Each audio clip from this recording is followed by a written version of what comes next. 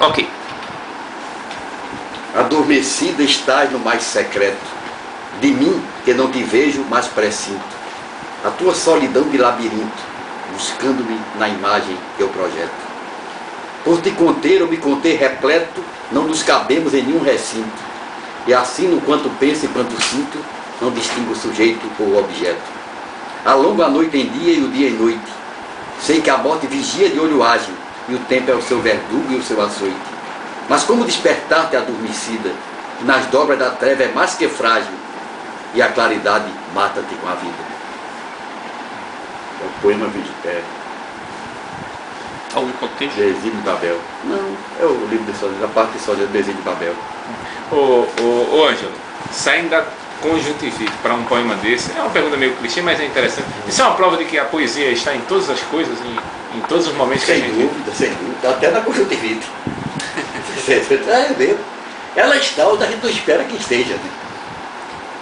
Agora também tem aquela poesia que você é aprendida, né? Aquela poesia aurida em livros. Essa não tem vida nenhuma. Encaixando nisso, existe charlatão na poesia? É só o que Charlatanismo. É só o que tem? Charlatanismo domina. Mas basta dizer que nós temos mais poeta do que leitores do país.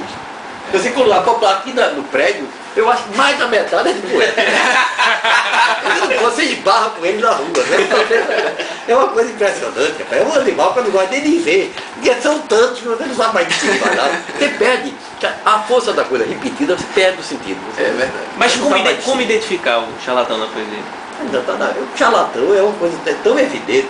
É como o estelionatário. Quer dizer, dá na cara, porque eles são hábeis, né? Entendeu? Mas dá na cara, né? Agora eu... Quer dizer, se conhece ou seja, pelo cheiro, né? Pelo faro, pelo vestido, né? Quando começa a fazer um componente... O faro é um negócio. Uma vez eu estava... Não brinco com faro, não. Nós temos faro. Eu lembro que uma vez eu fui atraído por uma lata de lixo. Sabe o que tinha na lata de lixo? Cornélio e o bagato do Egito. Tinha uma exposição de pintura. Meu faro estava sentindo alguma coisa ali. Então, da mesma forma que meu faro percebeu o bagato vagista e a obra de Cornélio, percebe o picareta longe. O cheiro é evidente. Mas para ser escritor aqui em Pernambuco, muitas vezes você tem que transitar entre essas pessoas, né? Não, tem que transitar com todo mundo. Você tem que andar bem no meio das cobras, né? Aliás, entrar na UBE. Para você entrar na UBE, basta assinar um cheque. Já Aliás, sobre esse... Pode até ser analfabeto funcional, mas não é escritor. Eu acho que há um poema aqui muito interessante, pode ser até que a razão seja outra, mas talvez se encaixe, do ponto de vista simplesmente literal, se encaixa muito nesse momento que diz: eles dizem que somos transparentes. Eu acho que você pegou bem. Eles dizem que somos transparentes, mas os opacos crescem de figura. Enquanto giram as pombas inocentes, o reino da serpente é o que perdura. Cegos à vida, as mínimas correntes se dobram, redobrando a própria usura. Aves em seu coleiro de serpentes, encontram no disfarce sua altura. Se lhes coube a rotina ao sortilégio, coube-nos como duro privilégio buscar nas coisas o que for mais vão, porque nelas é o murmuro sentido, esse clamor de bus em nós perdido da sua inquebrantável solidão. Impressão que você escolheu bem. E uma característica, como diz Oscar Wilde, da arte é essa. Toda arte, diz ele, do prefácio de Dorian Gray, é inteiramente inútil. Inútil no sentido de fora da esfera da utilidade. É aquilo que eu digo aí, né? Mais ou menos. Uma coisa, Ângelo, a gente tinha pensado aqui numa listinha de alguns nomes, certo?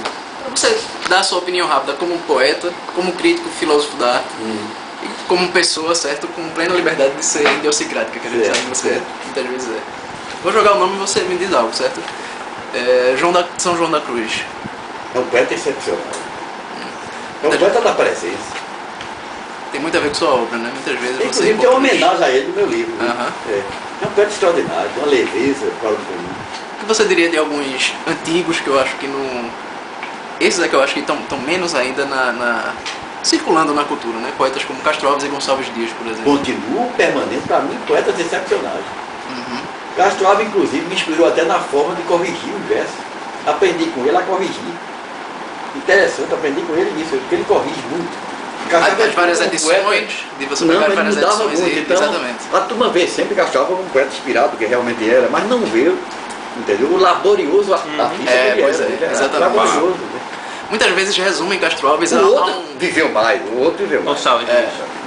A um homem de tribuna, né? E não que exatamente. trabalha a palavra. Dizem que ele era só um retórico bombástico, né? E eu acho que é uma grande injustiça. Pelo contrário, se você pega, por exemplo, ele é o contrário de um Pablo Neruda. Então, o Pablo Neruda é um poeta demagógico, poeta social, melhor de um poeta político, plataforma. O outro é o poeta épico, é um épico. Você pega Navio Negreiro, é verdadeiro, belíssimo aquilo ali, né? Às vezes uma imagem daquela dele já vale... Ele morreu com 20 e poucos anos, 24 anos. É um absurdo, né? Incompleto, quer dizer, peraí, né? E Rilke? É um poeta notável. Jorge de Lima, sobre o qual você já escreveu o maior poeta brasileiro, né? Você considera o maior poeta brasileiro? Poeta O Mário Faustino também considerava, eu acho.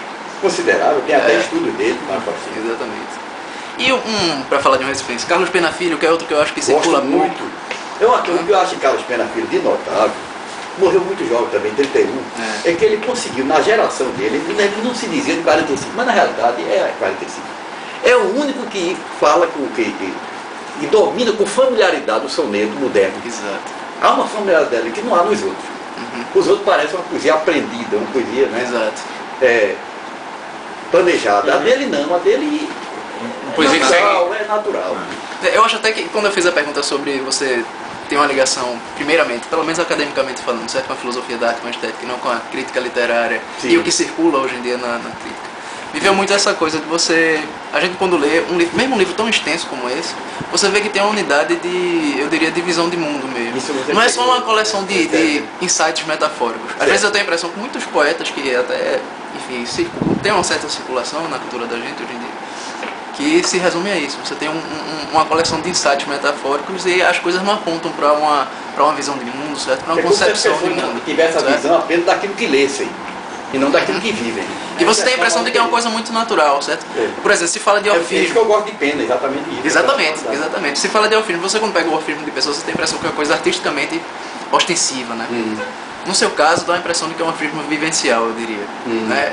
Você vê que tem realmente um pé na sua personalidade. Uma coisa é viver uma experiência, outra coisa é aprender, né? Dos outros a experiência. Exatamente. O seu amigo Olavo de Carvalho, ele identifica isso como uma paralaxe cognitiva, que seria o deslocamento entre a sua posição no mundo. O cara vive uma coisa, né? Pensa uma coisa e vive outra. Exato.